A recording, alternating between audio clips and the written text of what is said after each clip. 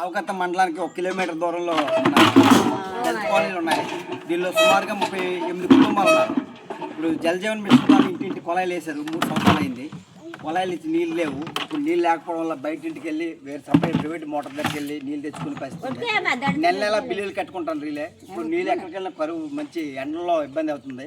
Collector madam గారు meeting పెట్టి ఖచ్చితంగా నీళ్ళు వేసవి అందరికి ఇవ్వాలని చెప్తున్నారు. కానీ ఈరోజు మండల కేంద్రంలో నీళ్ళు లేకపోవడం వల్ల అనేక ఇబ్బందులు గురవుతున్నారు. 2 పూటలు స్నానం చేయాలా, అన్నం వండుకోవాలా. ఈ నీళ్ళు లేకపోవడం వల్ల కూడా అవి కూడా లేని పరిస్థితి ఉంది. కనీసం మనిషికి 40 లీటర్ల వాళ్ళని ప్రభుత్వం చెప్పినా కానీ నీళ్ళు దొరకలేని పరిస్థితి. ఈ మధ్యకాలం బోర్లు కూడా వేసారు. బోర్లు కూడా నీళ్ళు రావట్లేదు. 1 గంట కొడితే కానీ నీళ్ళు వచ్చే పరిస్థితి లేదు.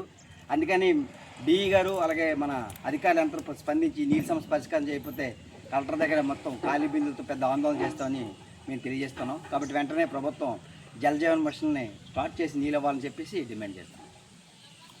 మంచినీళ్ళ సమస్య పరిష్కారం చేయాలి. గన్నుకు దళిత కాలనీకి మంచినీళ్ళ సమస్య వెంటనే ఇవ్వాలి. కలెక్టర్ మేడం గారు దళిత కాలనీకి మంచినీళ్ళ సమస్య పరిష్కారం చేయాలి. దళిత కాలనీకి మంచినీళ్ళ సమస్య పరిష్కారం చేయాలి. దళిత ఎస్సీ కాలనీకి మంచినీళ్ళ సమస్య పరిష్కారం చేయాలి. దళిత కాలనీకి మంచినీళ్ళు ఇవ్వాలి. దళిత కాలనీకి మంచినీళ్ళు ఇవ్వాలి. గన్నుకు దళిత కాలనీకి మంచినీళ్ళు ఇవ్వాలి. జలజీవన్ మిషన్ ఇంటింటి ద్వారా మంచినీరు ఇవ్వాలి. దళిత కాలనీకి మంచినీళ్ళ సమస్య పరిష్కారం చేయాలి. కలెక్టర్ గారు ఆ దళిత కాలనీకి మంచినీళ్ళు ఇవ్వాలి. జిల్లా కలెక్టర్ గారు దళిత కాలనీకి మంచినీళ్ళు ఇవ్వాలి. ఆపు.